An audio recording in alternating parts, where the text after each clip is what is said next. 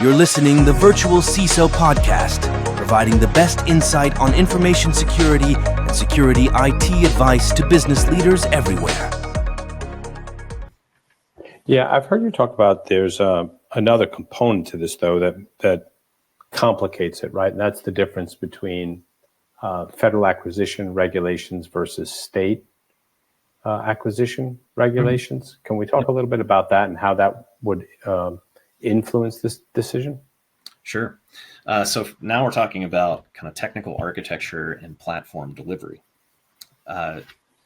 The requirements for FedRAMP, you have to have an agency sponsor, you have to have a federal book of business. But any company that is doing business with the federal government at all is subject to the federal acquisition regulation. That's a completely different tome and its own 30 years of study to master it, separate from the NIST 853 we were talking about before of technical requirements.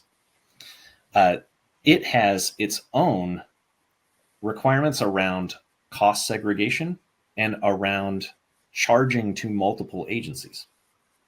So if you have an agency sponsor and you have a second agency wants to pick you up and use your FedRAMP service, you have to be able to separate out the cost and segregate the data for each of those different agencies.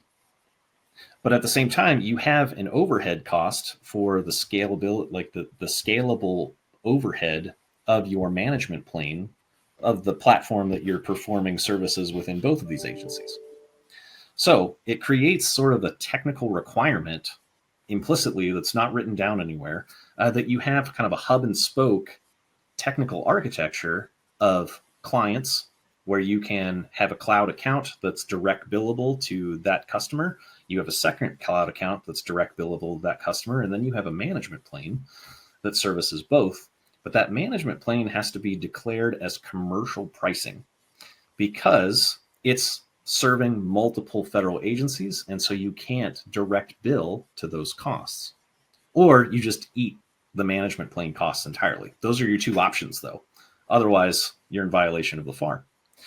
The state requirements don't have that, and they don't have that same direct bill requirements. They are dependent on state by state, but there's no unifying one to say that's the case for everybody all the time within state acquisitions.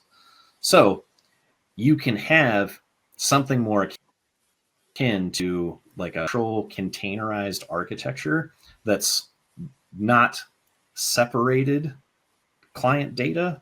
They're separated in containers, but your infrastructure is still held in like a single VPC and cloud account and direct billable that way, where you can charge that service to a state without having to separate out into that distinct infrastructure requirement of hub and spoke that is implicit inside of the FAR.